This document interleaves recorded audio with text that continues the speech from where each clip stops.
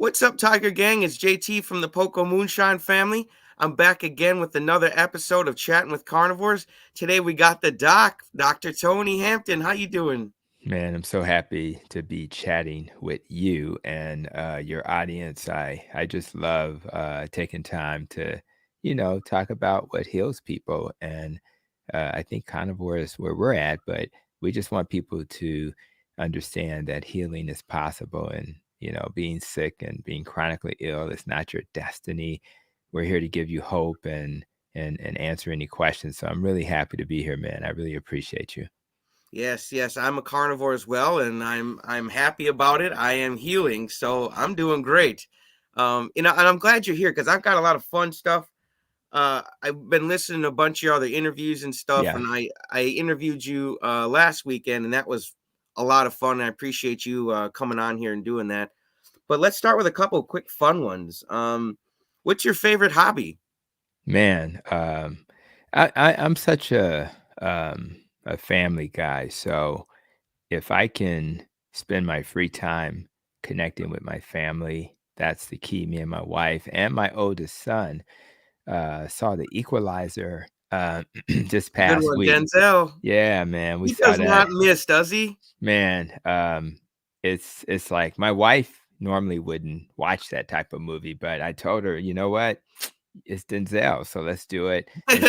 And she minus the aggressive nature of what he had to do to help the people in the movie, she was able to survive that. But I'm gonna tell you, man, we do that family stuff because we spend so much time working and doing the work of others. Hopefully that also is aligned with your goals. You got to find time for family. So whenever we are able to spend time doing that, we're hitting it. So yeah, we had a good time, and I think tonight we're gonna try to find us a nice jazz spot to hang out and enjoy that. So we're just trying to, whatever you put energy into is what you'll be good at. So if you put energy into your relationships, you'll be good at that. If you put energy into your work and you don't focus on your relationships, you'll be good at your job, but you won't be good at the relationship. So you got to balance it out. And so I'm always trying to make time, man. So my hobby is family, man. That's what it's all about.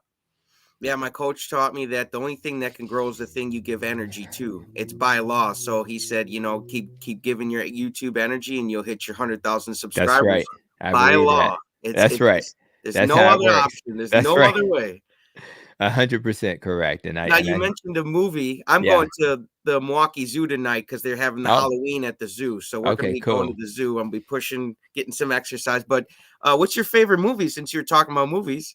Yeah, I'm kind of gonna go back a little bit. I'm a big Gladiator guy. I know the co-star in that movie, the guy who was the nemesis thing. It's not Russell Crowe, but the other guy, because I saw him in another movie that he's going to be in. But that's kind of at the top of the pack. Huge fan of that. And then besides the Gladiator, because I just like.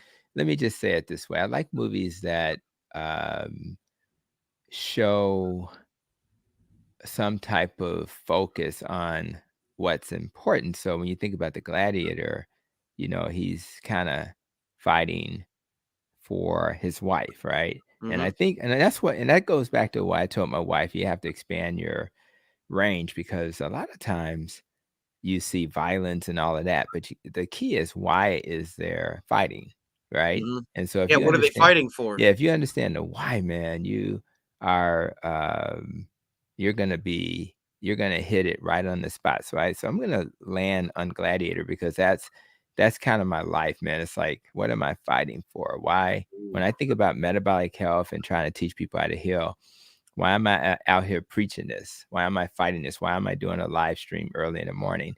It's because it's a fight. And if you think about the winners, right? I had last week in clinic 7, 8 people got off medicine, right? It's amazing. That's what I'm They're fighting for. gladiators too, Right, exactly. And that's the and you're that's the starting an key. army. And if you don't have those soldiers on the uh, front line, you will absolutely not be successful. And it's funny, I see one of the comments about tennis, and the answer uh, from my buddy Charles, is that yes, I do still play tennis, but it's in my mind because I haven't been on the tennis court, but Charles, you're right. I'm going to be back on the tennis court. I grew up. I played for my high school, Lane Tech High School in Chicago, and You I said you played. used to see Mr. T drive by, right? Man, you know what I'm You ever saying? get his So autograph, man? I Wave him never, down like, I "Hey, never, Mr. T." I was too afraid of him, man. I wasn't gonna stop him. But yeah, I played tennis, and actually, ironically, when I used to sit in the park at Lake Forest Park, which is a very nice community up north of Chicago, I would sit and watch the tennis players as I was studying for medical school. That was kind of like my quiet time, and it was such a peaceful place. And so I'm always thinking about tennis. I just got to get back into it. But yeah, it's all good, man. I think that if you exercise, if that's important, try to find something that you enjoy. But don't kill yourself. And as you get older, we have to give our body time for recovery and healing. So, and I really would argue young people too, not the Kawhi Leonard never playing basketball, not Yeah. the excessive, but the amount of healing that lets you recover. And if you do that, you'll be better when it's time to play the game. So it's all good. Who's your favorite tennis player? Man, back in the day, man, it was Borg for sure. Because I wasn't really like a run to the net guy like John McEnroe, those guys. I was more of a board guy, two-handed backhand, that kind of stay on the baseline and do my thing. So that was my guy. And I remember my mom, single mom trying to afford those expensive gym shoes, but she would still find a way. And I would be such in love with those gym shoes that I would, back in the day, you had to buy shoe glue whenever you get a hole in the gym shoe, right? So I would have my shoe glue going and I would preserve those shoes as long as possible. But the sacrifice my mom made for her babies to have their tennis shoes. And I played for the Park District and we always did well because the resources on the west side of Chicago were limited. So they would put the two better teams together because they couldn't afford to have. And then we'd end up being the best team for the guys anyway in the city. So then we go to Ohio and play in the regionals. So I was a pretty good tennis player, but love that sport, still love it. And that's one of those things I hope to teach my wife and circle back around. So, but man, you got to hold on to those things, man, because just because you're getting older doesn't mean you shouldn't have your sports hobbies, the things that, kind of define who you were. And back in the day, man, I was defined as a tennis player. So I grew up across the street, literally from a tennis court, which is what kind of sprouted that for me. So shout out to all the people by Columbus Park Tennis Court. Oh no, and I think it's important to get moving, even if it's like on the Nintendo Wii and you're playing Yeah, tennis. that's Like right. That's right. just stay active, do it, and just keep that love in there, that child that we all still are. It's still in there, and some people just lost touch with it. But And that's why people who are older are missing out and wondering why is the younger people doing things that I can't do because you're not doing the things younger people do. Like mhm, there's no reason to stop. And one of the biggest causes of early mortality is lack of muscle mass. lack of And muscle and mass. so why would you so if you don't have muscle mass, you're gonna be frail, increase your risk for falls, increase your risk for hip fractures. And what's the best source to build that muscle? It's protein, animal protein. So when you're in that carnivore state or keto state, you're more likely to have the animal protein to keep your muscles strong. Now, when you consume those things, you want to exercise it. The beautiful thing, which what Dr. Anthony Chafee taught us, is that you don't have to exercise a lot. I mean, often he's like, I haven't exercised in a week or two, and you're like, how is that possible? But when you feed your body the right fuel, you're going to do better. And the bioavailability of the amino acids and the protein is so much better from animals than it is from plants. So you really do yourself a favor to eat that way, so you can be strong and you can get on the tennis court. And I remember when I was young, man, it seems like the old guys was beating the young guys because they knew a little bit about how to play the game, but they also were taking care of their body and were able to kind of hang with us young folk. And but that's actually what made me stronger and better, is that I was competing with guys who or a little bit more skilled, and then next thing you know, you look up and you're right there with them.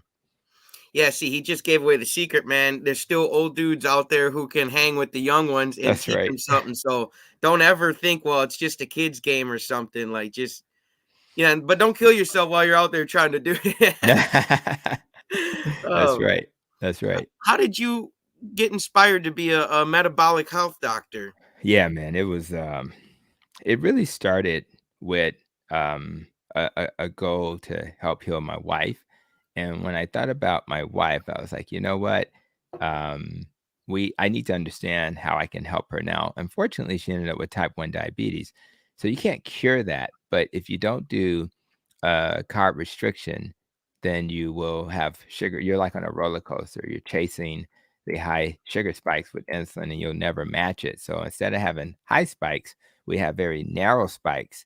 And so if I eat a 4 carb meal or a 2 carb meal, if that's what she eats, you won't need that much insulin. So there won't be any, but if you eat like a 40 carb meal, you're trying to guess. And that just wasn't working. So it kind of started with her. And then as I was trying to help my patients heal, I realized at some point that they weren't going to do well with just medicines, procedures, and surgeries. That got me into the whole metabolic space, most of which I learned when I got my master's in nutrition, but most importantly through this platform, listening to those docs who, uh, like Bickman or whoever, who were talking the language of metabolic health. But I think for the audience, I think they need to understand, well, why does the doctor, call himself the metabolic health doc, right? And that's because um, if we fix that, you fix most of the so-called chronic conditions. You avoid them. So 70, 80%. And when you think about the components of the metabolic syndrome, you think about the belly fat. That's one of the 5 things we measure: abdominal adiposity, and and it's all about insulin. I think everything is about that's a hormone that we have too much of. But if you have too much insulin, it's going to make your fat cells bigger, and you're Mm, gonna so insulin is going to affect your belly size.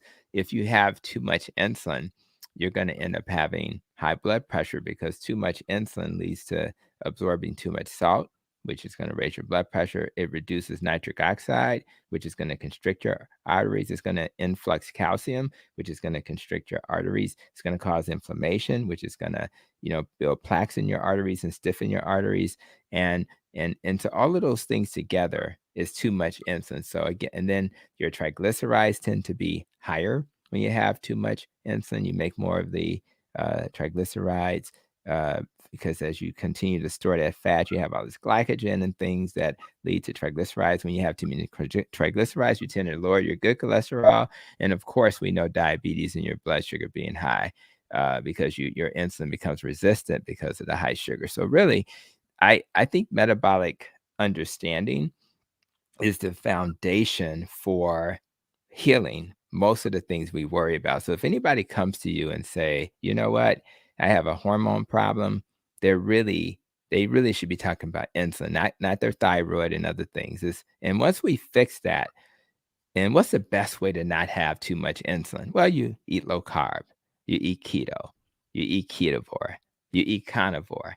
And if you do those things, it's almost impossible to have poor metabolic health. And if poor metabolic health is the foundation of most chronic diseases, every doctor on the planet should be focused on how to be good metabolic docs. Unfortunately, instead of focusing on the root cause of why we get sick, which is hyperinsulinemia, insulin resistance, poor metabolic health, we focus on, oh, okay, so your cholesterol went up, so let's just give you a pill. Oh, your blood pressure is high, so let's just give you a pill. Oh, your blood sugar is high, so let's just give you a pill. just But you treat the never get to symptom the rather than right. What are we unroot doing? the wheat, or the Yeah, weed, it gets get down to the yeah. roots and yank it Get to the out. roots, because the weed's gonna keep coming back. And it's so obvious that that's what we should do.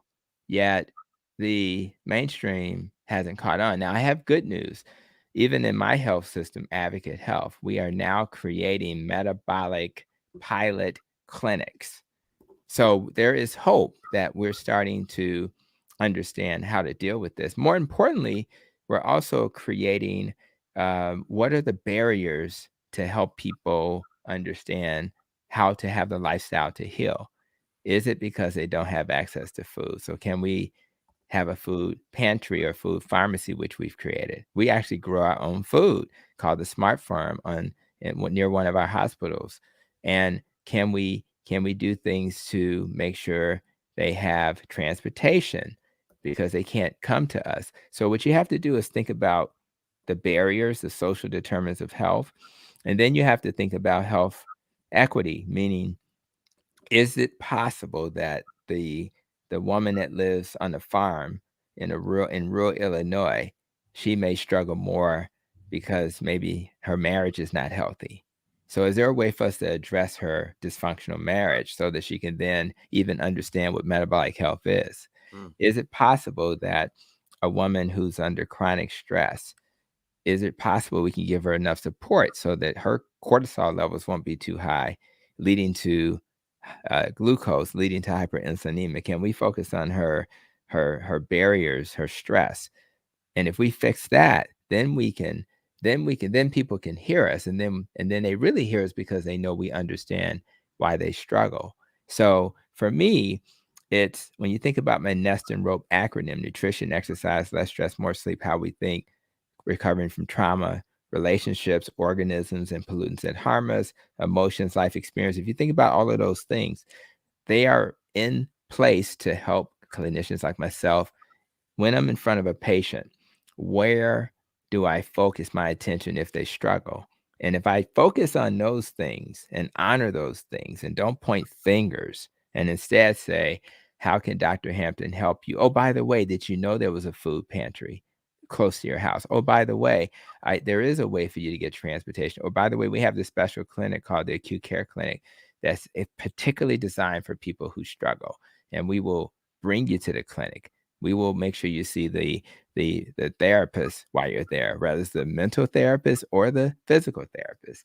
We have a pharmacist there who will help you pay for those medicines. We're going to apply for this assistance program. We'll sit down with you and apply for it. The doctors don't have time to do that. But if we have a system of support around patients and stop blaming them, I think we'll do much better. And that's kind of what this is all about. Let's find a path to stop blaming people, honor what we did. We told them which was wrong. When I was a vegetarian, I'm not saying you can't do well with that. You can, but I just didn't have the information that saturated fat doesn't cause heart disease. I didn't have the information that the tales told about meat being cancerous. All those things have been debunked. And then I had to then give people another path. And I still honor the people who do the plant path, but I tend to find more success in the animal path because people are more likely to adopt those dietary patterns and stick with them.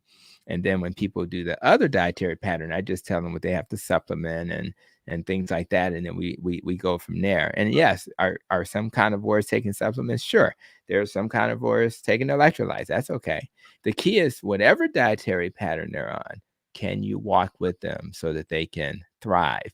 I just think that most humans are designed to eat an animal-based diet. So that's why I tend to lean in that direction. Yeah. And you've seen more results with I mean, they're your patients, man, and you get to look at all the juicy details of the health documents, and you know whether they're improving or not. Now, you guys, Yeah. he's a You see it. metabolic gladiator. He really is. Now, That's right. I've seen you talking to Dr. Kiltz, and he didn't use the word scolding, but you were just talking about guiding people, and do you think that a lot of the doctors would benefit from going from, well, you're doing this wrong, to, like you mentioned, being more of a cheerleader, a coach, saying, like Yeah. saying, hey, like, let's get this together. This is totally doable. Let's get you on the proper diet. Do you think that's a Yeah. good mindset shift for doctors to I go think from? so. But we were trained to solve problems, not at the root cause, but if I can diagnose which organ is sick, um, and give you the right treatment for it, then I was considered a great doctor. The problem with that model, again, is that it doesn't focus on, well, why is the organ sick, right? It just focuses on the sugar's high, let's lower the sugar. So I think the first thing that needs to change is we need to get to the root cause of why things get sick. Now, we also have to change how we define success, right? So if we say success is I've given them a statin because that's what I'm supposed to do, but I don't support them when they are not able to do lifestyle, then I still have blind spots. So I think I don't think all doctors need a master's in nutrition like myself. I don't think all doctors need to be board certified in obesity medicine like myself. But they do need to understand that I need to support my patients on their journey. And that's going to require not just knowing where to point them. I'm a family doctor, so I don't have to know everything. I just point people to the right resources. But I got to understand that 80% of their success is not going to be the knowledge, it's going to be the coaching and the Mhm. mentoring and the support. So, and if we do that, even people out there like Dr. Tro, who has a metabolic clinic, and he's part of the Low Carb MD podcast for those who don't know. And when he combined his expertise with an industrial company, and they were able to save 4,000 per person per year, which is good for the company and the patient because they reduce medicines and things like that. It was mainly based on coaching. Mm. So if you look at any successful study, rather it is Verta Health, which does a lot of low carb research, their foundation is coaching.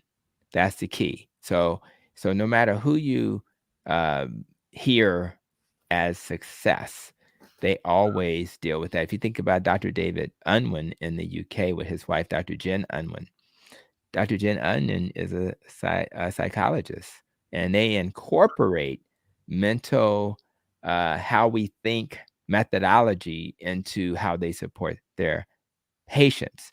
And by doing that, the chances of success is much higher. So, yeah, I think if we would train our doctors differently and we would value um, coaching and create health systems that make it affordable, not just from the doctor, but to have somebody between visits who can coach patients, the success would just skyrocket. And I just think the return on investment is obvious to me and you.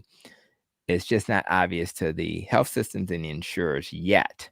But that's why I'm in a health system to help guide them towards these principles. Because if my health system gets it, then guess what? The other health systems will follow because they respect us. So they'll say, oh, wow, if they're doing a great job and they're reducing the cost of care and they're having outcomes that are favorable, then we want to do that as well. So we have to model for people and then they will follow. Yeah, it's about raising the awareness because they'll change once they gain the new awareness. Once you gain an awareness, you can never go back. Like That's you, right. you can't unlearn it. And you're gonna say, ah. So Yeah. I'm a big proponent of coaching. That's why I went to my coach Bob Proctor. He's helped me. He's a life coach, and Nice. he's just Yes. helped me so much. It's been amazing. I Um, love that. That's beautiful. Yes. Now you did mention a food bank. I was thinking it would kind of be cool if someone out there started, because hear me out. A lot of the people who go to the food banks, they end up getting a lot of junk food, doctor, Mm. and it doesn't actually help them. It's like Right. shooting ourselves in the foot. We're giving out food, but it's packed with sugar and junk. And you even hear some of these kids are like, "Well, I finally, oh wow, we got some meat." Like they're shocked that they've actually got meat I know. from the food.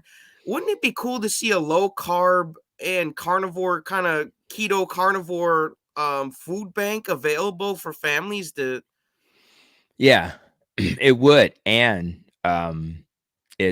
it's evolving. So, when we grow food with our smart farm, we're just growing food. We don't have cows yet, right? So, I think ultimately that would be the goal. So what does that mean for me? So, if I'm one of the leaders that's supporting this idea of a food pantry, a food pharmacy, we call it, and now a smart farm where we grow food, my job and what my job has been in my health system is to say, well, what are we growing? And so what I did is to say, well, by the way, poor metabolic health is primarily because of excessive starchy food. So can we, instead of growing the potatoes, can we grow the greens and things like that? Because a potato has 45 carbs divided by 4 is 11 teaspoons of sugar to a person with diabetes. Mm, Well, if I have greens, it's like 1 or 2 carbs, which is a half a teaspoon of sugar. So my job is to teach that. And when they come to the food pharmacy, if I have a relationship with the Chicago Food Depository, we had to sit down with them and say, I see what you have. We may need some cauliflower to replace that potato. And then what we do when they get in front of us, because they may not be as familiar with the cauliflower, what to do with it. And then we'll have recipes. By the way, you can rice that, and now you have rice. Oh, by the way, you can mash that. Now you have mashed potatoes. Oh, by the way, you can cut it into small pieces.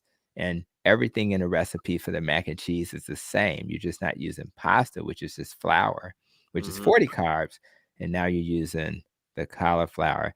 And and as long as people are using these resources, the Chicago Food Depository is cool with it. Then we go into the grocery stores and say, we notice that you don't have any cauliflower. If we promise to make sure people will buy that, would you now start to stock that?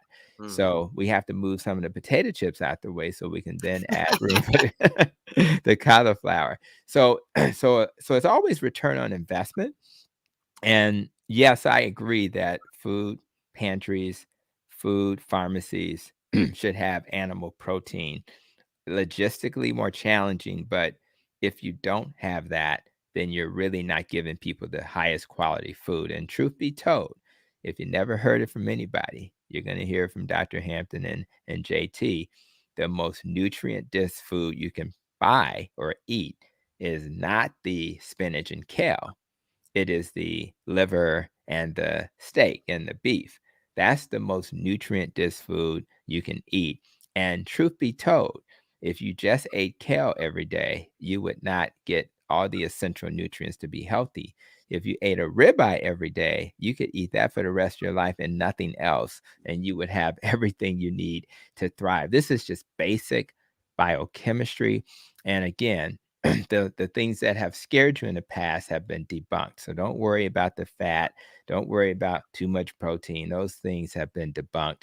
And you have some thriving people who look just like you, but they're thriving because they're eating what we call the perfect human diet. So let's keep doing that and keep spreading this message, and not demonize people when they don't eat the way we do, but just remind people that if you are not healing, then maybe you should try this. Maybe this is what you've been missing. And for me and my poor belly, I was able to heal from upset. And I think if I recall, you had a belly problem too. Yep. So irritable bowel is gone. It's history. And my wife's happy, my family's happy, and Dr. Tony is the happiest because I can wake up every day and not think about my belly. I can focus on going to the movies to see a movie with my wife. And not worrying about where the bathroom is. I can go to the jazz club hopefully I would be tonight. afraid to do a lot of things, Doctor, Man, because I was like, you know what? I just know that if I do get an upset stomach from something I eat, some little tiny thing, like I know my bathroom is here, so I would want to just relax and sometimes I'd have to lay in the tub. It really would help relax the IBS a little bit more, yeah, the warmth water. It yeah. wasn't fun. I'm so glad I found carnivore. I'm so glad I am a carnivore.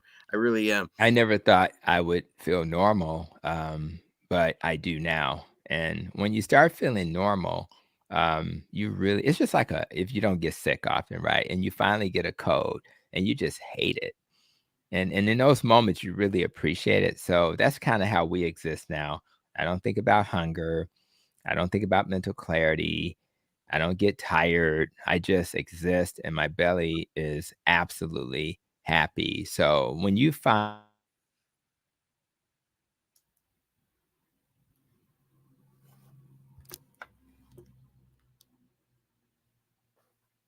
Oh, you still there, Doc?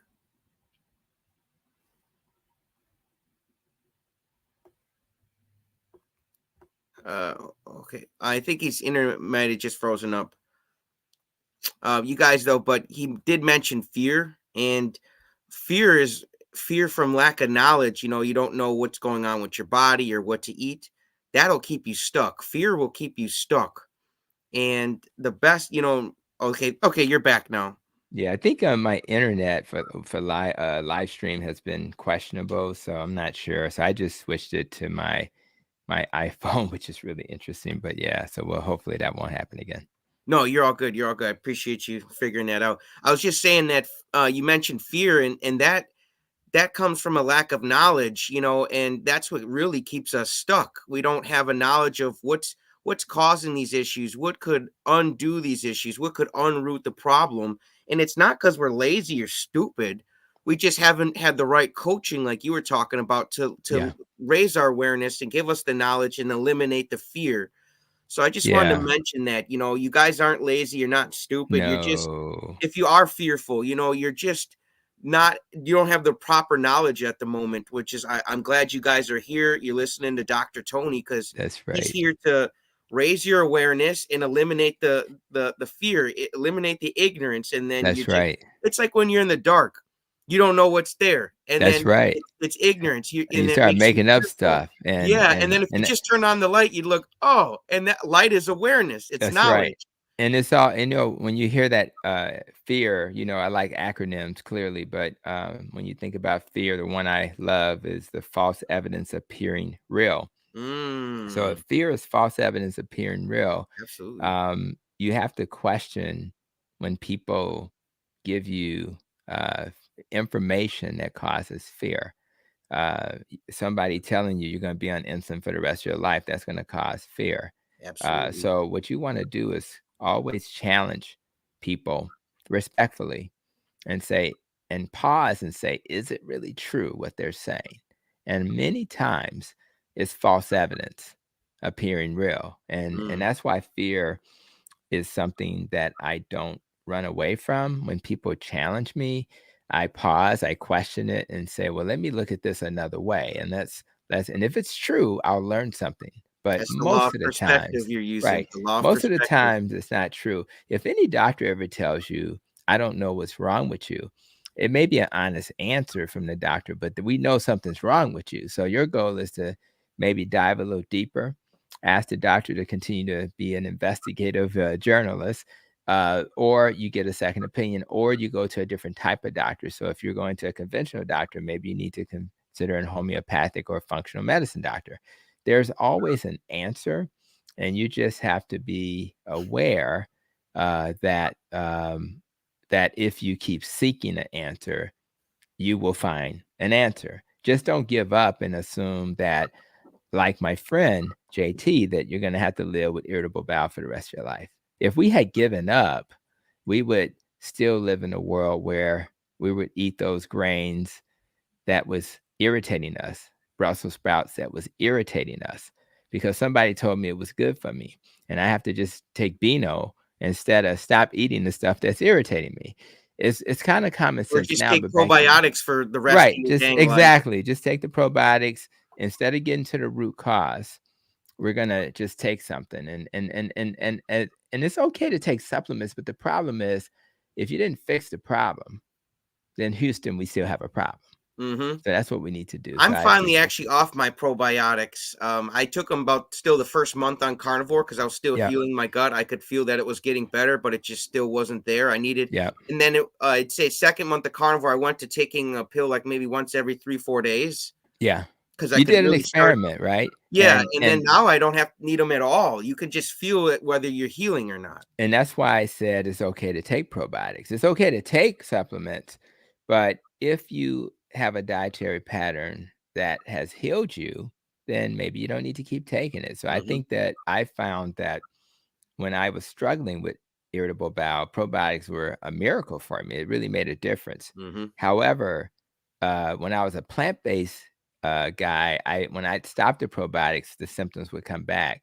When I was low carb, keto, now carnivore, when I would stop probiotics, the symptoms would not come back. So my gut clearly has healed. So I think that that's a better approach. Do your own experiment. Are there people out there that need to continue? Maybe, but I just found for most people, when they heal their diet, when they get the right diet, then they do pretty good. So it's all good. Yeah, if anybody does have IBS in the meantime, you want to use carnivore or keto, whatever, to start healing your gut, and you do want to take a probiotic, I just let you know I took Phillips Colon Health 4-in-1.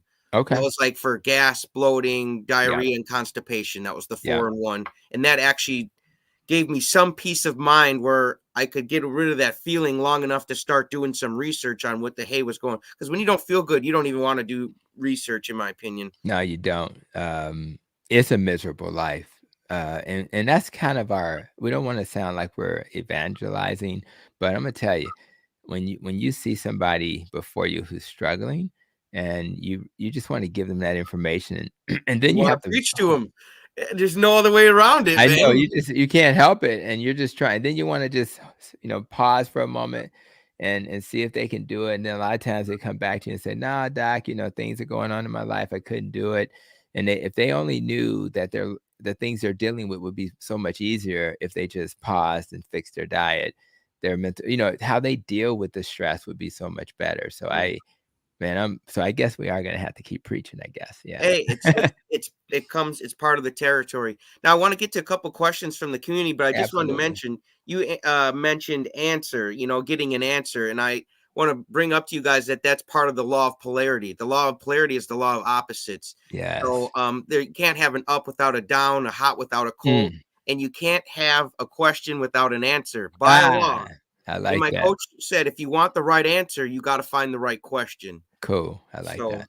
yeah, I just wanted to put that out to you guys. So don't if a doctor's someone says they don't got the answer, by law, there's an answer to your question. I That's just right. want you guys to give you some more awareness that way eliminate some more of the fear, So That's don't right. You better know it. yep, answers out there. Let's get some cues here, you guys, okay? This is your time. I'm gonna shut up now. I've got a million more questions I could have asked them, but I want to let you guys get some shine in here too. I'm looking for the first cue here. Wow, there's a lot of comments, Doc. You're real popular. It's all good. We love comments. Right. Mary Lynn Wilson, question. I have been attempting carnivore for months now and always sabotage myself through carb addiction, emotional eating, suffer from chronic pain and insomnia. Any insight? High fat, possibly? Thank you.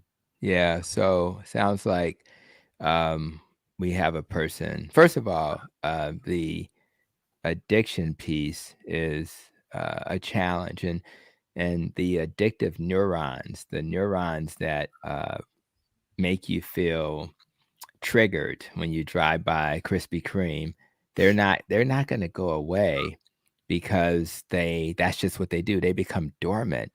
But as soon as they get triggered, you're gonna want to eat Krispy Kreme. So or Dunkin' Donuts. So what you want to do is get support. And I tend to like I created a link tree so if they search Dr. Tony Hampton Linktree, they'll see a link to a quiz. That's a processed food addiction quiz by Joan Iflin, who wrote the processed food addiction book. If you answer those questions, there's 11 of them, they mirror the questions for alcohol abuse. If you answer those questions and you find you're answering yes to a lot of those questions, then you probably have a processed food addiction. Dr. Joan Iflin's Reset Community is a way to get support for people who are in this category. Now, some of us can eat sweet potato pie one day and the next day we're back to carnivore. Many people can't. So if you're one of those people who need support, they offer 14 hours of addiction support every day, I think, except for weekends. And you can be in those Zoom meetings either listening or joining in. And it's that level of support that's needed. Now, of course, if I'm eating the things that I'm addicted to, I'm going to suffer from pain and insomnia. And I did do a video with Dr. Gurpreet Pata. So if they just search Dr. Tony Hampton, Dr. Pata on YouTube, I had a great video with him in a podcast. He is a pain specialist, anesthesia specialist, metabolic doc. and he will make it very clear that you can't fix pain until you fix your metabolic health. So I think being on a keto, exactly, there's a YouTube channel, and if you're on a low carb, keto, or carnivore diet, you will fix your metabolic health. So my goal is to help people understand that that's where you start. It will take time to heal, so that you want to be cautious about your expectations. It took a while to be sick, and it's going to take a little time to heal. And then you start to think about that nest and rope, and you say, okay, I know the nest includes nutrition, what I eat, but also when I eat. So maybe when you fast, you're going to probably have less pain. When you Mhm. don't over exercise, but you exercise, maybe start with walking and stretching, then you will have less pain. It's such a ironic thing that I'm in pain, but you want me to move and exercise, right? But if we can get past that hurdle, if I have stress, I'm gonna have problems healing. If I have sleep issues, like this question says, I'm gonna have, and I did write an article on sleep. If they search Dr. Tony Hampton, diet, sleep, if you say doctor, you'll see an article with the diet doctor, and I gave my insights about how to optimize your sleep. So we know that of the macronutrients that matter, fat is the one that raises your insulin the least. Too much insulin causes inflammation, which will cause pain. So I think fat is your friend in general. And if you can add fat without gaining fat, which is in most cases possible, I think that fat's your friend. That's probably the one macronutrient that's going to be the most helpful as we think about this question. So it's going to take time and support. And I think this person, Mary, needs support to help her along her way. Yeah, Absolutely. Let the ribeye support you. And when he said addiction support, that's coaching and community too, in my mind. yes, You know, if you've got a carnivore friend or a keto friend, you can reach out and just say, "Hey, I am having a terrible day with my cravings." that's Let right. let them lift you up. You know, like these people are in your lives for a reason, folks. That's And right. You better know it. yeah, so lift yourselves up, you know. Community and your coaching. Here we go. What advice would you give to a young person who would like to go to medical school but have barriers coming from a low income, sorry, home that will mostly pursue something else because of a lack of cash, probably? Yeah, yeah. Well, here we go. This is kind of, you don't want to make assumptions, right? So when my kids went to Washington University in St. Louis, there were tons of kids there who were on scholarships that helped them pay for their school. Hmm. My kids did not get scholarships, not because they weren't academically, able. They were absolutely qualified, but because their dad was a doctor and their mom was a pharmacist, so they didn't have the need. So I think the first thing is to know it is possible to get support, but you gotta, like they say, a closed mouth don't get fed. So you have to Hmm. let people hear your story. And if you work hard enough, you'll be able to pull it off. I am not a huge fan. I follow Dave Ramsey a little bit, so I don't like people going into excessive debt. I think education is really important, but I would try to get that support instead of just going into excessive debt, because although medicine is a great field and you're likely to have no problem paying it off, but there are stories of people who go there for a couple of years, never finish, and then they have this huge debt. So I think trying to find a way to pay for it is a better approach. But the main thing is, I don't know that the timing is going to be aligned with your vision. So when I was in my residency program at West Suburban Hospital in Oak Park, my Dr. Kathy Walsh was my director at the time, and she actually went to medical school after her kids graduated from college. So I'm not suggesting you wait that long, but what I am suggesting is, if you need to work for a year or two and start to save and or do the things necessary to prepare for the MCAT to do better, that's okay too, because there are so many stories of people who never gave up. Only people that fail for sure are the people who give up. But I would not give up on that. I'm a little biased towards, you know, college free tuition and things of that nature. I do like the idea. Back in the day, we used to have education. Uh, Part of was included in your tax dollars as you get college paid through, all of that stuff, at least for public schools. And uh, I just think that we should give hardworking, able-bodied people access to educations. I don't want to live in a world where only the haves are able to enjoy a quality education. So, but until that world changes, I would just kind of understand what it's going to cost, look at the different schools, and it doesn't really matter as much as you think. My kids went to a top 20 school, WashU in St. Louis, but honestly, I can count on one hand the number of times people came to me and said, "What school did you go to, doc?" All they know is that I'm a good doctor. So you just got to get there. That's really what matters, That's right? At all the that end of the matters, day, whether and be a good doctor when you get there. hmm. So I would encourage, uh, them to continue, to move in that direction. So if that's your wish, Charles, man, I would not give up. And then you start to ask people, you surround yourself by people who may know more. So when I was at Chicago Medical School, they had a program called the Chicago Area Health and Medical Careers Program, and I know Charles, so I know he's local. So the CHAMPS program, Chicago Area Health and Medical Careers Program, I think it's affiliated with University of Illinois. You reach out to them, and what they do is they say, well, we're going to put you in a program, and if you spend 1 year hanging out with the medical assistants and you get a B average or better, you'll automatically get into medical school.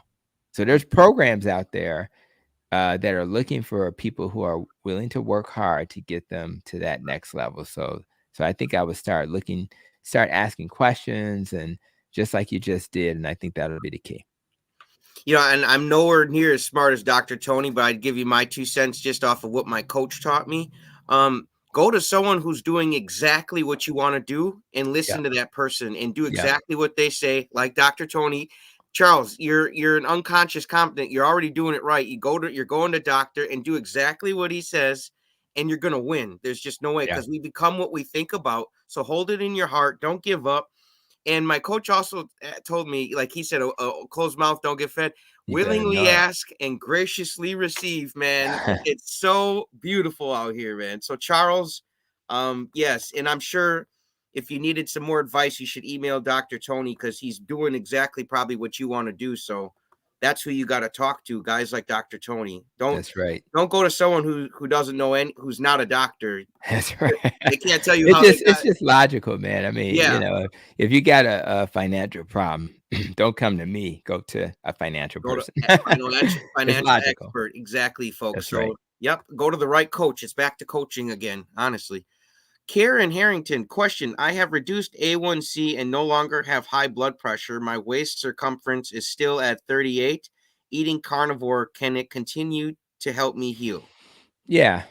Well, the good news is, it's already done just that. This is very important. Uh, going back to the metabolic health. Metabolic health is your waist, your blood pressure, your blood sugar, and we don't know what her triglycerides and HDL are, but those are the things you think about. So we've already probably solved the blood sugar and blood pressure problem. And although her waist circumference exceeds the goal, that may take more time. When you're insulin resistant, meaning you have a hard time using glucose, though that a lot of that insulin resistance comes from fat cells. So as you reduce the number of fat cells, and it's mostly about them shrinking, what'll happen is that the benefits will start to reveal themselves. And I would bet $1,000,000 that the visceral fat around her organs have already normalized, because that normalizes first. So she's already gonna see improvement. So if she had a fatty liver, she may already have solved that problem. So I think giving carnivore more time is the key. So most carnivores who really need to stay in that space, like me and my friend here, we if we start going into the other space where we're adding those carbs back, it could really destroy that irritable bowel issue and bring it back. Some people will add back the things they tolerate. So, but I would try to hang in there. And as long as you do that, Karen, I think you're going to do really well. So keep hanging in there, give it more time, keep getting support from this community, whether it's the channel you're watching, if it's my channel or my friend's channel, just keep doing that because you're going to continue to be questioned. And in fact, I had a family member when I had a recent upper respiratory infection recently, the first thing came to mind, that's because you're eating all that meat. Now, you're talking to a guy who hasn't Anything had that's a gonna happen to you, doctor, right, like they're gonna be like, man, it's all that damn right. meat. I get colds so rare that when I get it, my team, like, looks at me like deers in the headlight, like, "What's wrong with you? You never get sick." So and if I finally get sick because 'cause I'm a human, it's not because I'm carnivore, it's because I got exposed to a virus and I gotta deal with it. So people will push back. So make sure you're getting that support. And if you're healing and doing better, then it sounds like you hit the jackpot with that diet. Mm, that's a great answer. Homestead How Carrie, he donated one of us $20. Thank you for either channel. That's appreciated. Love what you two are fighting for. Love this. Every doctor on the planet should be focused on being a good metabolic doc. Yeah, and they should be good coaches, good cheerleaders. And we should put uh, dietdoctormovie.com in the chat because Homestead How and Carrie are really focused on putting out a documentary. I just released a video this morning about the blue zones, which is on Netflix, and I did one video which proved that the people in the blue zones who are the centenarians who live to 100 more than other locations are not plant-based. So I've done that video, but then I wanted to honor Dan Buettner and make a video saying what are the principles of the blue zones that actually are helpful, and I think that's important that we acknowledge that as well. And so check out that video on my YouTube channel. But we also need a documentary that gives people license to do carnivore.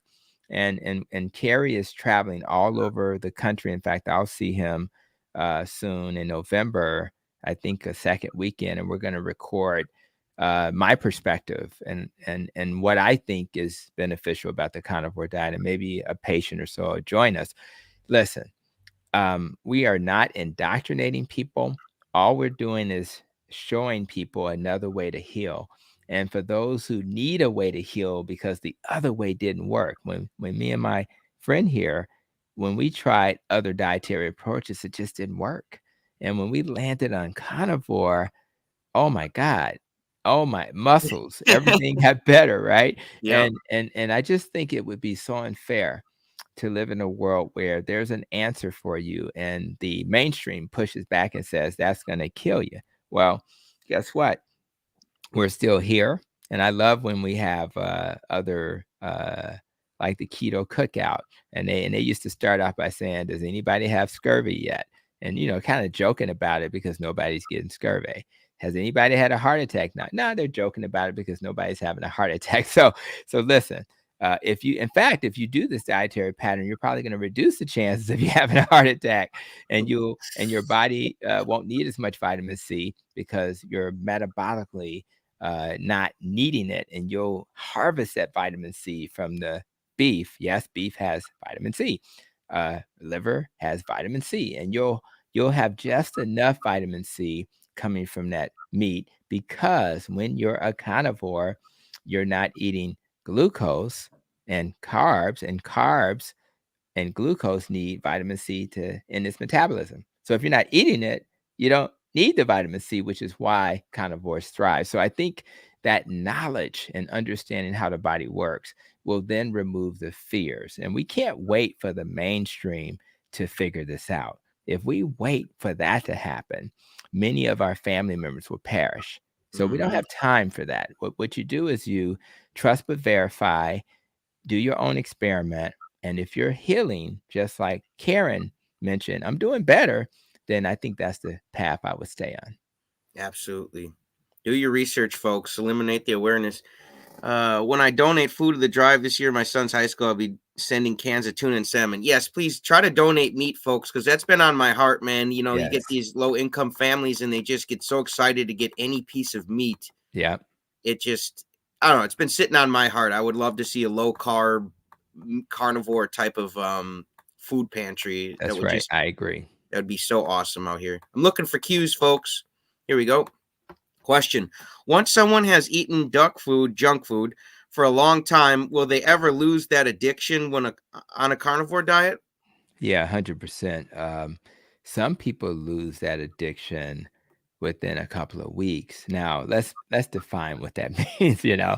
Um, if we go back to the driving by the donut restaurant analogy, and I mentioned that those addictive neurons never really go away, they're just dormant.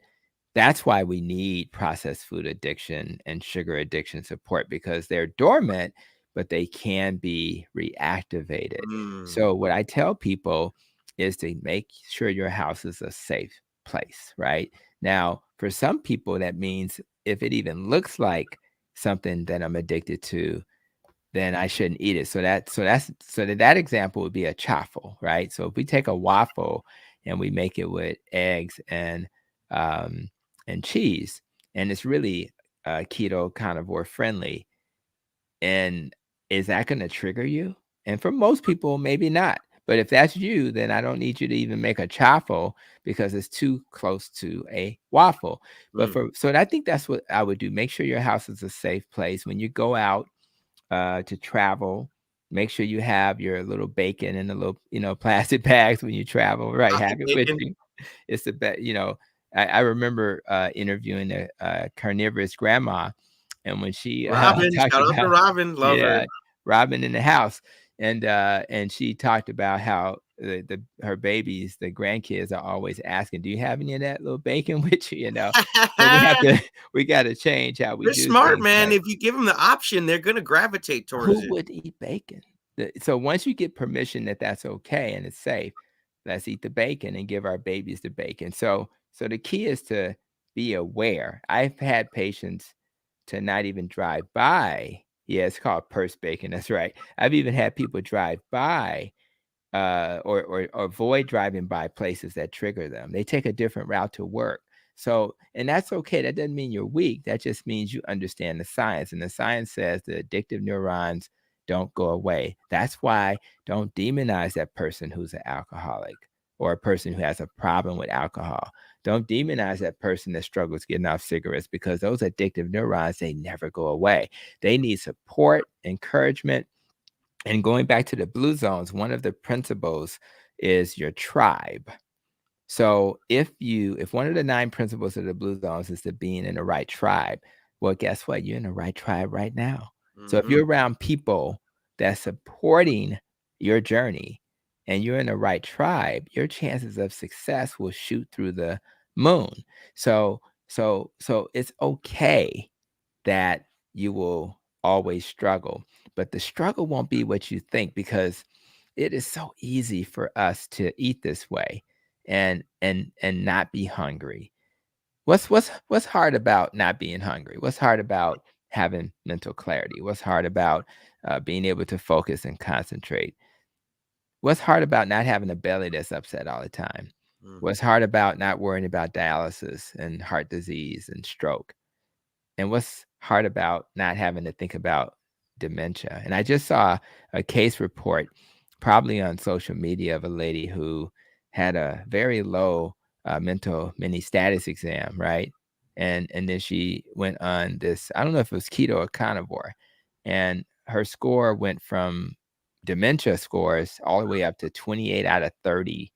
In other words, it resolved. Now, she was not severely demented, but she's certainly qualified as having dementia. That's a miracle.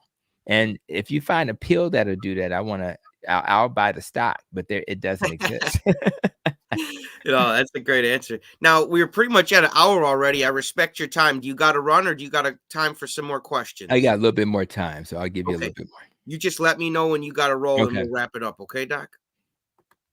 Uh, Charles, I was told that meat causes inflammation in muscles and joints. Is that true? It's not true. It's I think, if we look at going back to insulin, right? Um, and and maybe I don't know if you'll be able if you search, maybe you can do this for me. If you search fat, protein, carb graph, right? Just see if you can find that. Fat, protein, carb graph and look for images, right? And if you look at an image of that, what you'll find is that the carbs is what spikes the sugar the most, right? Let's see. Uh, Maybe this might be what you're. I'm yeah, see trying to if you pull it can up here. find something. I'm putting you to work, but Gotcha. Charles he's making us work today. And I just find it Is a this the chart you're visual. talking about? Yeah, that's it. That's it. So if you look at that chart, right? I've used it in some of my videos. You'll notice that the carbs, which is that hill, that's what spikes the most, right? Yeah, that's a But big you'll like. so let's think about meat. What's in meat? It's not zero carbs. Carbs are fruits and vegetables. And we're never telling people don't eat any fruits and vegetables. We're just saying that the starchy things, the rice, the pasta, potatoes, that's what's going to spike. The greens and the string beans won't. Now look at that second line, that purple one. That's protein. And the one below that is fat. You'll notice that they don't raise your blood sugar much. And I'm putting that in front of you because if you raise your blood sugar, that's going to cause inflammation because glucose floating around in your arteries around your muscles is going to cause it's going to something called glycation. It's like glue that's stuck to everything and it inflames things. Oh, by the way, when you make the glucose, you have to make the sugar go back down, which is what you see with that hill. And the hyperinsulinemia increases the macrophages in the area and the inflammation. So so meat does the opposite of what you've heard. Meat actually reduces inflammation. Oh, by the way, when you talk to people about what's the best diet for autoimmune diseases, and they tend to be inflammatory, it's a meat-based diet. What's the best disease for neurodegenerative diseases, which are related to inflammation? It's a meat-based diet. What's the best diet for mental illness, which is an inflammatory problem? It's a meat-based diet. So what I'm saying to Charles here is that you've been misled, and there are many people. Even when I got my master's in nutrition, there was some mention that you can do keto, you can do things like that, but only do it for the short time because they thought there was a problem with meat. But when I asked my professors, show me a randomized controlled trial that proves that there aren't any. So the things that you've heard about meat being harmful, even from the World Health Organization, when they put out stuff about meat causing cancer and stuff, they were all observational studies that did not show causation. They were just this opinion piece. And of all the studies that they shared that showed, most of them didn't even show association or correlation in the first place. And the one study that did was there's something called healthy user bias. It was in Loma Linda, California, and even that study was debunked. So Charles, if I was you, I would run to Jules, Sam, or wherever and get you some steak, some chicken, and eat it without guilt. Mm. And get some chicken with skin on it and fry it in animal lard. I'm telling you, you're Amen gonna to have the that. best fried chicken tonight. You're gonna wonder why you weren't doing carnivore a long time ago. That's right. And And you're that's gonna. from I got that from my buddy Rick, the 40-year carnivore. And Oh, really? Okay, cool.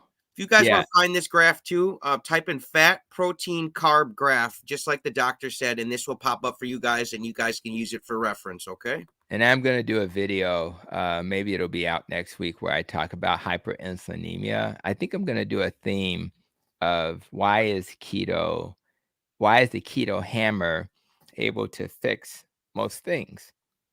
And it's gonna go to the concept of hyperinsulinemia, but that affects your blood vessels and excuse me, blood vessels are everywhere. So if you fix that one problem, you fix almost everything in one Mm, swoop. So I'm gonna make a video just to emphasize how important it is to think that way. absolutely. Here we got another one here for you. The carnivore cabbie question: I struggle when I cut back on coffee. Can I keep drinking it, or do I really have to give it up? Absolutely. This is not coffee, but I'm not anti-coffee. Um, Coffee for me has been avoided because of my belly. Now, can I drink coffee? 100%. But when you heal and you don't overconsume things that may bother you, and I say me because some people drink coffee every day and it doesn't bother them, even with a history like we have. So the first answer to your question is I don't have a problem with coffee. It's not carnivore. It's from it's a coffee bean. But if you tolerate coffee and you're not adding sugar to it, uh, even cream, if it's like heavy cream, that's still an animal product. So you can get away with that. Um, I would feel comfortable with that. I just think that you have to allow your body to be the judge. We're not purists here. We do have some in our community who are on a lion diet and they're just like water, you know, Beef and beef salt. or and salt. That's it. Now, if you're at a point where you're requiring that to heal, you need to stay away from coffee. There are tons of people in the carnivore community that drink coffee. Coffee is like, if you want to talk about drugs, I'm telling you, a lot of people I interview, that's the one thing they carnivores are like, can't "Hey, let that listen, one don't go. don't touch And my and coffee. I will slap your hand." If that's right. Even the black carnivore, when she was active, I talked to her and she was like, "Man, so she kind of was on coffee, gets off coffee. She does better off coffee, but it's a tough one." So what I personally do is I only drink coffee when I didn't get enough sleep and I have to do something that requires me to be more alert. And then I try not to drink it for a while because if I keep drinking it, my stomach's gonna start not being happy. what about adding It's butter, doctor, to the Huh? coffee to kinda make them feel a little bit more Yeah, it's full and well, with digest? that, Is but that that's but okay? that's that's a great. I'm so glad you said that. Like, why are you tired? So the question. So what I found is if I get my sleep, I'm not tired. So first thing you need to start doing, maybe on a, Mm. a weekend, a Friday and Saturday night, just don't wake up until your body wakes you up. And so I don't know if you need 6.5 hours, 7, 7.5, 8 hours. I don't believe in a science that says it has to be 8 hours. I believe that everybody's different, and some carnivores need less sleep, to be honest. So what I do is and that's kind of what I did this morning. I just woke up when my body told me. It ended up being the same time I wake up for work because I'm on a clock, right? But go to bed at the same time, and just when your body says, "Oh yeah, I need 7 hours," then you target 7 hours. And then you'll find you won't necessarily need the amount of sleep that you think you need. And I think that's the best way to know for sure, because there is no perfect answer for anything except for what your body tells you. And if your body needs less sleep, then some people I know thrive on 6 hours. They can't sleep past 6 hours. Most humans need somewhere between 6.5 to 8 hours. So that's how I would frame that. Interesting. Carnivore cabbie question. I abused my body with alcohol and poor food choices. Me too. For over 50 years. I worry about the damage I've already done. Can Mm. carnivore reverse the years of abuse? Yeah, welcome to the alcohol club. So many people. I think Carrie, when we talked, he said there was of Holmes said how I think he mentioned that alcohol was one of his struggles, and That's one of mine so for sure too. I would drink like man, it 17 is beers what in it a is, sitting. and man, it's tough, and because it's legal and it's available, and it's how we celebrate, and it's how we relax at the end of the day when we're watching the game, right? Like I have my American Giants hat on. That's an old Chicago I thought it'd be neat. the Bears or something, you It know? should be, right? You know what? It's so funny you say that, and I'll get back to the question. The Bears, I know they play this weekend against the Vegas Raiders, and the Bears and I'm praying Justin Fields can come back and establish himself as somebody that needs to stay with the Bears. So we'll see how that goes. But this hat represents a team that was formed from the old Negro League, and there was 42 seasons of this team being in the Negro League, and I mean we're going back to 1911, like 1910. I had to go all the way back there to find a winner because the Bears are not winning. So I'm gonna wear my American Giants hat to support what they're doing until the Bears get their acts together. But but going back to the alcohol question. The alcohol, just like the processed food addiction is definitely an addiction that you may have to, be careful about over the lifetime because those addictive neurons for alcohol still exist. Uh, the liver is very resilient. As you know, there are, you hear about animals that, liver is one of those organs that can start regenerating itself, if you let it heal. So your biggest thing with alcohol is probably that it may have made it a fatty liver. One of the things about alcohol that people need to consider is the oxidative principle. And all that is speaking about what's your order in which you use fuel. Now, alcohol, believe it or not, is a source of fuel. Think about your car, right? So, alcohol is a source of fuel. If you consume alcohol, you will automatically stop consuming ketones and glucose, fat, and because alcohol is considered a toxin. So the fact that you've stopped consuming that regularly and some of our friends out here is a great thing because you can't burn belly fat if you're consuming alcohol, which is why you got belly fat when you sit around and watch the Bears with the beer. So at the end of the day, it is likely that if you had a fatty liver, that's gonna fix itself. It's very unlikely, even if you had inflammation and it led to plaque building up in your arteries, it's a good chance that that won't continue. And if you haven't had a heart attack already, you can stop that process from continuing. So I do believe that low carb keto and carnivore will immediately start to reverse the damage. That doesn't mean it's gonna get rid of all the plaques and things like that. What I'm saying is things will stabilize, and as long as it doesn't progress, it doesn't matter. As long as it doesn't progress, it doesn't matter. So I'm really excited that you've taken on that challenge of removing toxic things because it's not just about eating the right food. It's about not putting a poison in your body because if your body's going to heal, it can't heal if you keep adding the poison. Mm. So get rid of the poison, heal with the right diet. Some people take supplements. And if you do all of those things together, you will absolutely live a healthier life.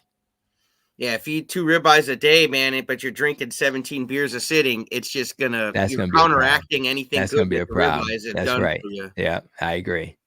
Sabrina Kago, hopefully I said that right. Question: I eat 2 meals a day and have been keto for 6 years. Good for you. I was advised, sorry, to not eat anything after 4:30 and lower the amount I eat at my last meal to help reduce my LDLP of 260 or 2619. Any thoughts? Yeah.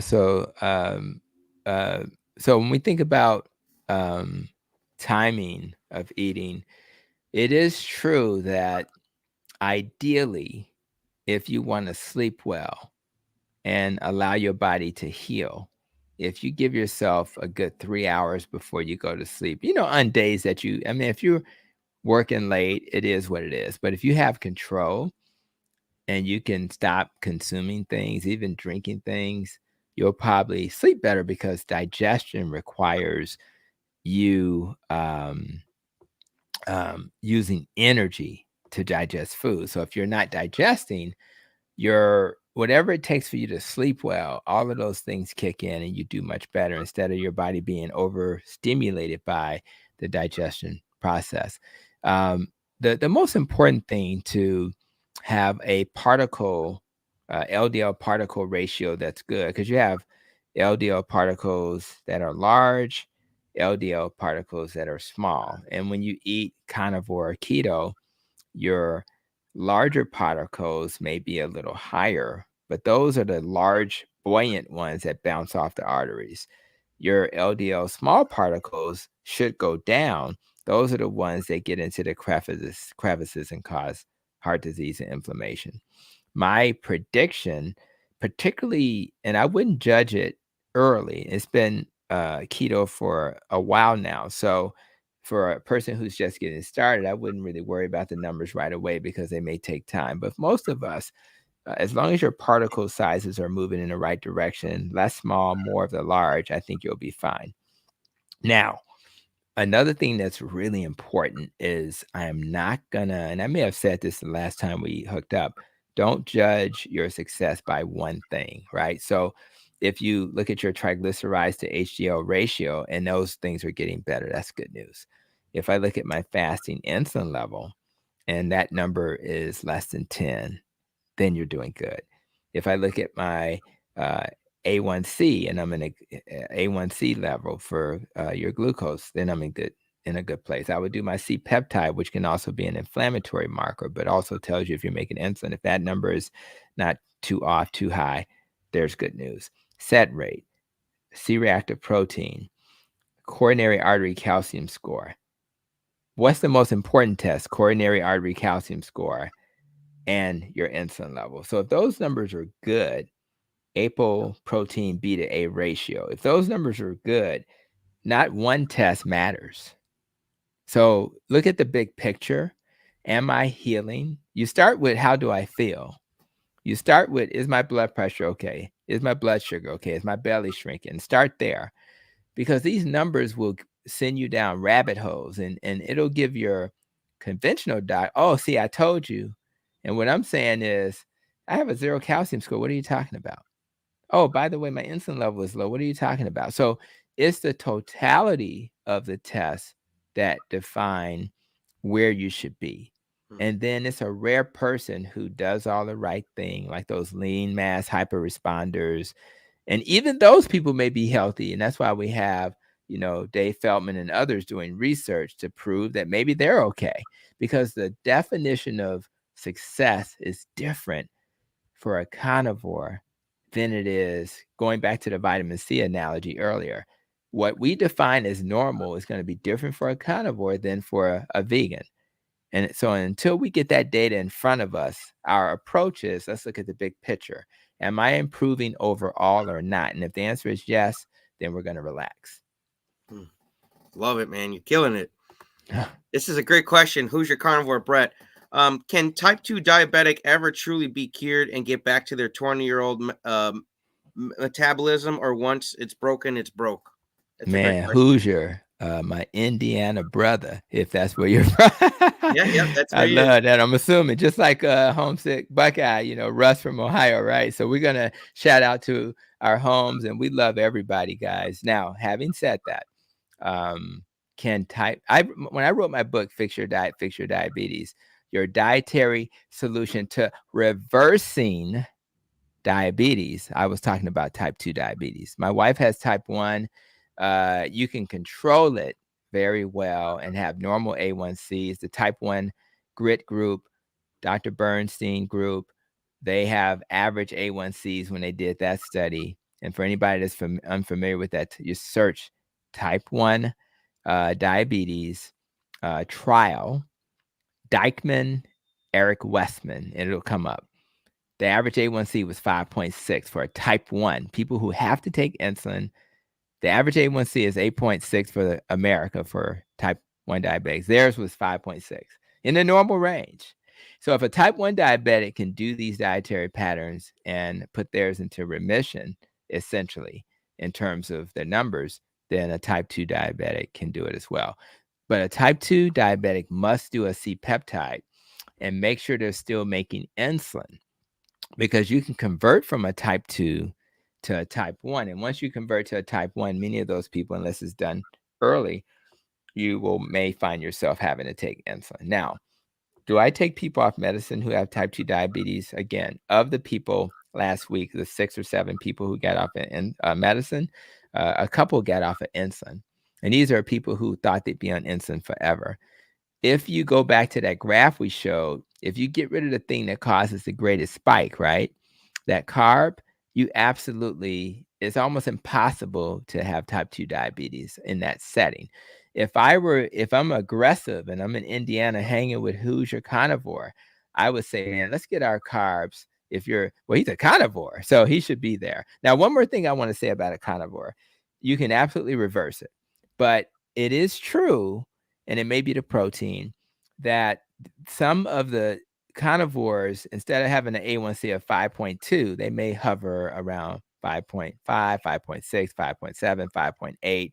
You're fine, but we tend to have a slightly higher A1C, again, because the standard for carnivores will be different. So long answer to a short question, you can absolutely reverse type 2 diabetes. And I would argue that you didn't show your name. I'm 55. You're going to feel 10 years or 15 years younger than your current age. And I will say this out loud. There's very few people I believe that I work with that can outwork me because you feel great. You feel And you unstoppable. it's like that movie, what was that movie when you took the pill? The Unlimited? Matrix. Not even that, it was The Matrix. The red pill or the blue pill, man, It which was one do right, you that's true, want? that's The Matrix. I'm thinking about, I think it's Unlimited. It's a pill where he took it and then his brain was like it was a different movie. You I'll have should to check check that that out. out. Yeah, Unlimited, I think. Unlimited. But that's how you feel, and people think we're making this stuff up. So, hey, who's your carnivore? You got this. You got it, Brett.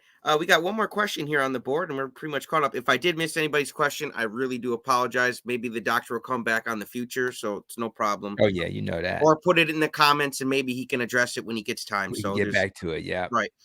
Carnivore Transformer Graham, my buddy. Question: Blood test required? Is a blood test required for hypertension? I want to tell my house doctor what test I need. Yeah, I would not, for the hypertension itself, no. Although, I did a video, Dr. Tony Hampton, hypertension on YouTube, right?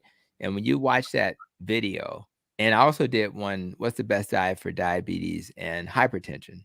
At the end of the day, it's the insulin. So although there's no like test for hypertension per se, the test that says that you're at risk for hypertension is your insulin level, right? And you want that to be less than 10, ideally even lower, like 5 or 6. But the main thing with your blood pressure, you have to have at least 3 separate visits where your blood pressure is elevated. And what you'll find is, I promise you, um, you'll find that most people, if they start this journey and they hit it really hard, they may find that by the time they get to that 3rd or 4th visit, that their pressure has already dropped. The other things I tell patients, if you are a person who's looking for supplements, right? I would suggest, and this is not carnivore, but I would suggest odorless garlic capsules. I would suggest magnesium. Many carnivores take magnesium because of the electrolytes they need. I would suggest omega-3. Some carnivores take omega-3 because we eat steak more than we eat the fish, right? CoQ10 is important for your blood pressure. And some people would even go as far as apple cider vinegar if they're flexible in terms of non-carnivore. Those are the 5 things I would recommend to supplement. You don't have to do all, but I think that's the angle. So at the end of the day, no specific blood tests, but that insulin level will give you a sense of your risk for it. And if that insulin level is low, what you're going to do is find that that's going to be the secret for you. So That's great. And you guys, you do have a podcast, Protecting Your Nest. So absolutely. if you like chatting with carnivores, you're going to love Protecting Your Nest. That's right. We do the same kind of thing we're doing here. We have different themes because the nest is so what's the difference between my channel and other channels is this nest and rope. So although I'm a carnivore, although I'm keto and low carb, and I educate around that, I may have an episode talking about relationships. I may have an episode talking about how to detoxify. Because I think that when you struggle, if you don't address those other areas, then you're going to struggle. I Mhm. just had a patient came in with erectile dysfunction. I don't just throw a pill at somebody. I say, did you know that there's some supplements that may help? Did you know? And I got some links to that in my, affiliate links. Did you know that there's a pump that may help you? And people are like, a pump, I don't need that. I said, well, actually, it's a muscle down there. So what we're trying to do is help people heal and look at things differently. And if you help them in those areas of their lives, you have a patient for life because most doctors are just saying, take this blood pressure pill and that's it. Or take that Cialis and that's it. I'm saying if you do what I'm saying, you may not need Cialis. Mm. And that's a better approach because I'm not having to worry about the side effects of the blood pressure pill. I'm not having to worry about the side effects of Cialis because guess what? They got side effects too. So it's just giving people a path to heal. And if we lived in a world where that was the standard, then I think people would regain faith in healthcare system, and they would also regain faith in themselves, knowing that they weren't the problem all along. They just didn't have the right information and the coaching that would help them when they struggle. So it's really a privilege to spend time, with you, JT, and all the others in this space because we're on a mission to help as many people heal from poor metabolic health and achieve their health related goals. And I'll do this until my last day on earth Well, you're a because, gladiator. I would expect man, nothing less. that's it, man. And I may have to watch that movie again. We're Well, you're we're gonna gonna have me fight. watching it tonight. That's right. That's right. That's what I'm saying. I appreciate you, man. And you guys protect your nest also, and get all the junk out of your house that might be tempting you. So that's another way to protect your nest, your actual house, a different type of nest. But You just better wanted to know throw it. that out there. I That's just got right. 2 rapid fire questions for you. They're just fun. What's your Yes. favorite superhero? And we'll end after this. Woo, man, you killing me with that one. Okay, my favorite. I'm gonna have to go with because we were so inspired as I think about this hat and the Negro League. I'm gonna have to go with our fallen hero, the X-Man. I mean, the Black Panther. I'm gonna have to go with that because for people of color, it's almost like the Black Mermaid, man. When you start seeing people that look like you on that big screen, it It's just blows your so mind. So powerful. we're in America. I wanna see some Asian superheroes. I wanna see, we're gonna do and that's what I like about Marvel, man. Let's do everybody, but for me, seeing that was, pretty special. Yeah. Yeah, and maybe he would have benefited from a carnivore diet because I know You he better did say suffer it. from It cancer. breaks my heart, man. He didn't I know. know. He didn't No, know. and we don't know what we don't know. We can't beat ourselves up. That's One last right. That's question. it. If you could have any superpower, what would it be, Dr. Hampton? Wow. You know what? Uh, I just downloaded a book that it's a book that talks about how to influence people. Um, How to I win would friends have and that. influence people? Yep, that's it. I haven't listened to it I yet, love that book. but I just think that not that we're all knowing and all right, but when I'm trying to help people, my biggest challenge is if I'm going to coach them, how do I engage them? How do I how do I be that empathetic doctor who meets them where they are? How do I not look at that person who can barely fit in the seat and not judge them?